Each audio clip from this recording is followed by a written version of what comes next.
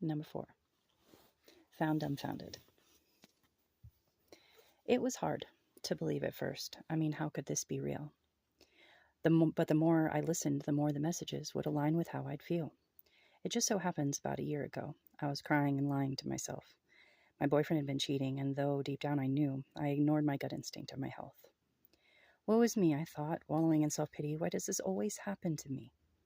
Virgo repeating patterns causes repeated cycles. She didn't know shit, so I turned off my TV. Nonetheless, I was drinking a fifth of booze each day, smoking substances to numb my fears.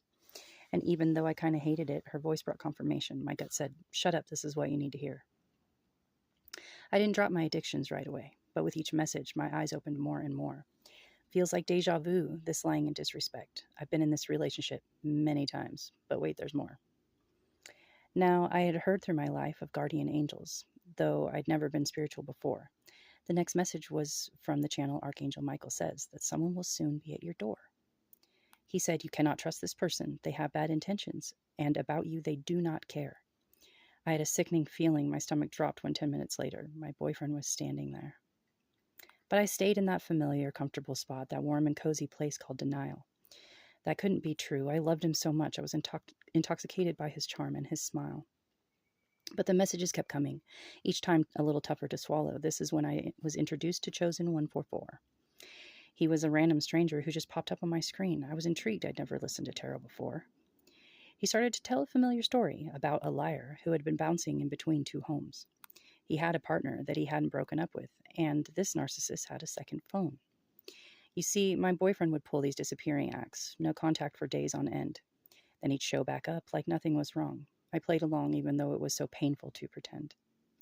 It hurt too much to believe. So I tried to ignore what was going on right in front of my face. But like heartbreaking magic, he accidentally forgot that second phone sitting right out on the table at my place. I cringed when I saw it, but I couldn't help it, so I opened it up with fear. And right there in plain sight, just as I expected, the evidence and messages did appear. I sat back in shock and in disbelief. How did my TV know what would cause my tears? I was devastated. Why did it take so much every time for things that I'd known to finally become clear? He showed back up 2 days later, knowing I'd gone through his phone, I suppose. It was like I was under a spell when he got down on one knee, and I foolishly said yes when he proposed. To be continued. Have a beautiful, blessed, wonderful, miracle of life, and thank you for listening.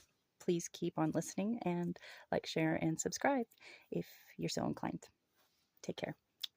Have a beautiful day.